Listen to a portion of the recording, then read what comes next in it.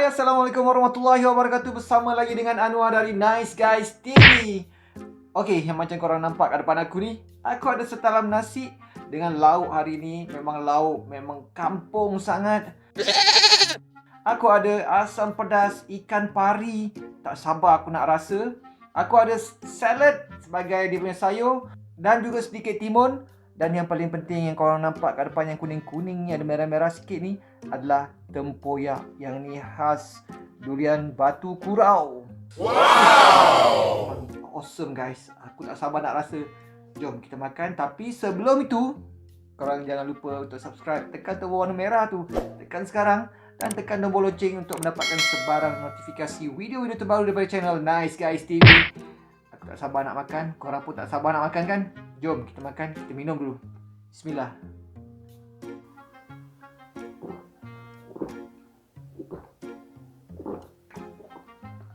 Jom kita rasa dia punya nasi bersama kuah asam pedas. Aku paling suka kalau kuah banyak macam ni. Bismillah. Wow. Kuah dia cukup rasa. Asin dia cukup, manis dia cukup. Ni ikan pari dia. Memang agak besar.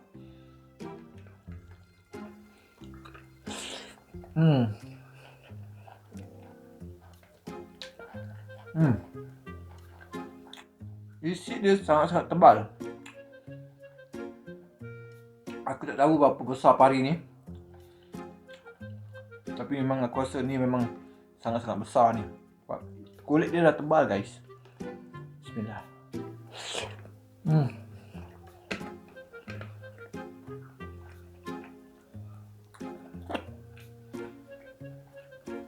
Kita ambil timun sikit. Letakkan sambal tempoyak ni. Ini apa daun kesum ni. Bismillah.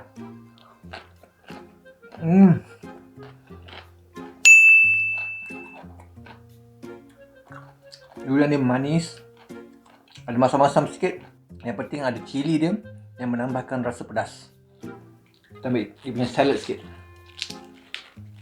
Kita letakkan dia punya tempoyak.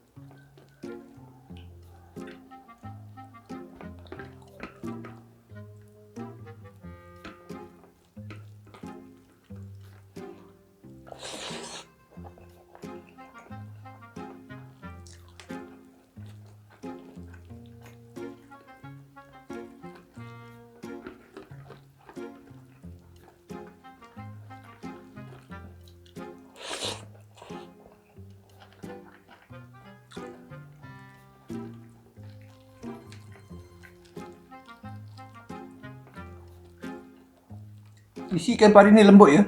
Tapi kulit dia agak keras sikit.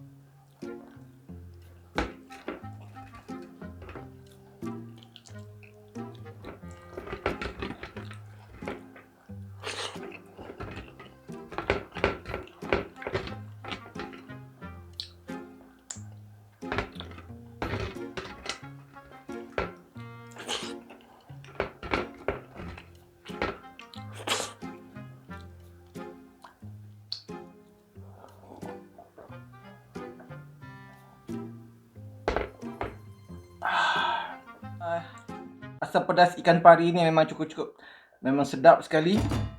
Dia punya rasa memang cukup.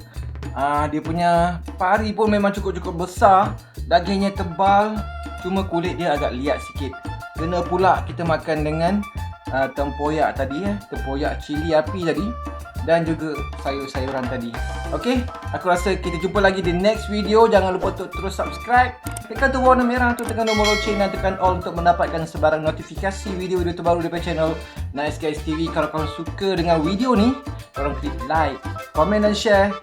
Kita jumpa lagi di next video. Assalamualaikum warahmatullahi wabarakatuh.